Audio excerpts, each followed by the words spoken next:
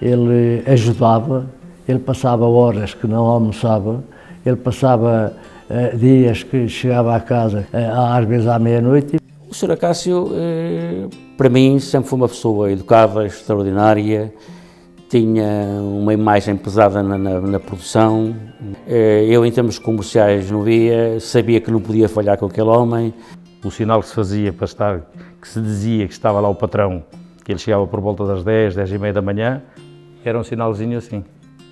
Passávamos os chefes, ou um ou outro, passavam uns para os outros, só faziam assim. Sempre parecia um homem extremamente rigoroso, extremamente metódico. Gostava que as coisas fossem feitas pela melhor razão possível. Nada de fazer coisas que o resultado não fosse o melhor resultado. O Sr. Anselmo, por exemplo, não tinha tempo sequer para falar de coisas pessoais e tal. E o Sr. Acácio tinha, arranjava esse tempo. Falava-me das coisas dele, dos filhos. Ele tinha a perfeita consciência que, tendo pessoas bem formadas na parte da fabricação, esse resultado iria transparecer na parte comercial. Tenho uma visão dele sempre muito naquela versão de vestuário tradicional, sempre, tal como ele era, sempre muito aciadinho. E o bigode, sim, fazia parte de um dos seus adereços principais. Era muito exigente, mas era muito humano. E era muito sério. Isto é, quando ele assumia um compromisso, ou quando assumia um horário. O Sr. Acácio era muito mais técnico. Eu fiquei muito novo sem pai, portanto ele no fundo era quase o meu segundo pai, não é? Houve um dia que ele entrou, era umas 10 e pouco da manhã, apanhou os 3 turnos, saiu de lá às 2 da manhã. Há cerca de 1 ano e meio, quando eu entrei na Eliflex, foi certamente o ponto em que eu comecei a ver o meu avô numa realidade completamente diferente, uma pessoa que estava certamente à frente de um grupo que hoje tem uma dimensão multinacional.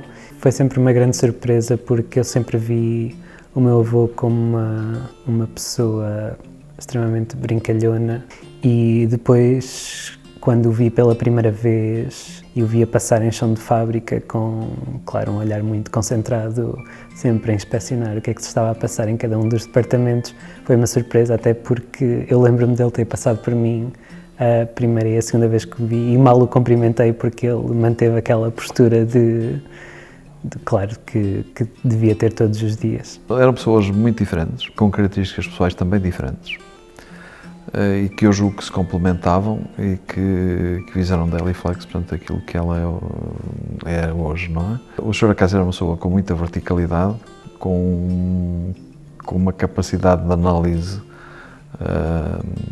muito rápida, não é? E tinha uma capacidade também para a parte mecânica e para a parte de funcionamento das coisas muito forte, não é? E era muito exigente. Era uma pessoa muito exigente com ele próprio e logo também muito exigente com as outras pessoas que trabalhavam com ele. O Sr. Anselmo era um gestor por excelência, portanto, lá está, ele debruçava-se no balanço da empresa, ele acabava por decidir as opções estratégicas de rumo a seguir, tal como a internacionalização. Mas sempre foi um homem que nos manteve extremamente concentrados no que eram os objetivos permanentes da empresa. E sempre foi um homem que o objetivo para ele, claro, eram os clientes, a satisfação do mercado dos clientes. Era uma pessoa muito bem parecida, era bem falante, mas era uma pessoa muito perspicaz. Um homem com uma visão de futuro enorme, um homem de um investimento intelectual muito grande. Um homem que tinha uma capacidade de se aperceber das coisas que estavam a chegar ou que estavam mais longe com uma facilidade tremenda. E depois o Sr. Anselmo tinha essa visão e dizia eu só fico satisfeito quando houver um computador em cada secretária. Confiavam um no outro. Em termos profissionais, foi um pai para mim.